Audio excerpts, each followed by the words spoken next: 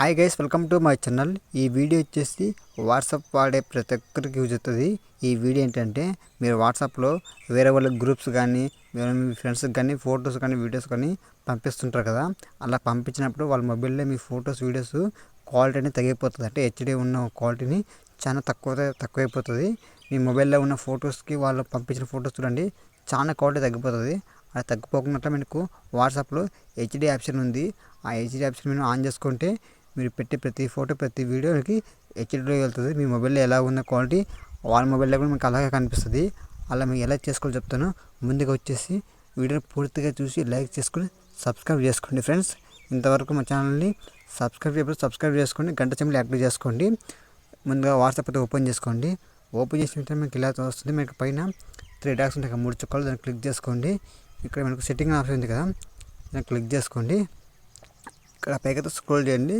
ఇక్కడ మనకు storage and data ఉంది కదా, దాన్ని క్లిక్ చేసుకోండి.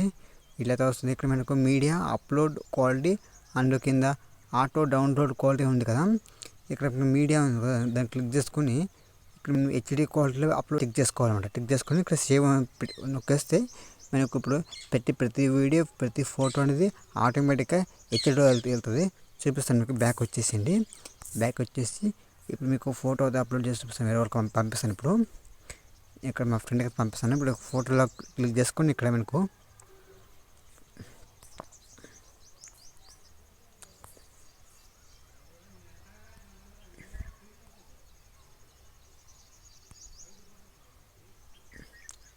చూడండి ఫ్రెండ్స్, ఇక్కడ మనకు పైన చూడండి ఫ్రెండ్స్, మనకు పైన మనకు హెచ్డి అనే ఆప్షన్ ఉంది కదా, అది మీకు ఆటోమేటిక్గా టిక్ అయి ఉంటుంది.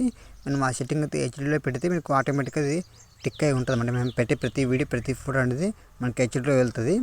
మీకు అదే సెట్టింగ్ అనేది ఆఫ్లో ఉంటే మనం ఇది ఇలా ఉంటుంది అంటే ఇలా ఉంటుంది. మళ్ళీ దీన్ని నొక్కేసి మళ్ళీ ఇక్కడ స్టాండర్డ్ హెచ్డి ఉంది కింద ఉంది కదా, దాన్ని నొక్కేసి మనకి టిక్ అయితే పడుతుంది.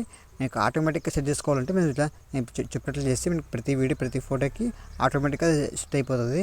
ఇంత ఫ్రెండ్స్, మీరు ఇట్లా సెండ్ చేస్తే మీకు ఆటోమేటిక్గా అయితే మీకు హెచ్డీలో వెళ్తుంది ఫ్రెండ్స్. ఇంత సింపుల్గా ఉంటుంది వీడియోని పూర్తిగా చూసినందుకు థ్యాంక్స్. అలాగే లైక్ చేసుకోండి. అలాగే మీ ఫ్యామిలీ మెంబర్స్కి వీడియోని షేర్ చేయండి ఫ్రెండ్స్.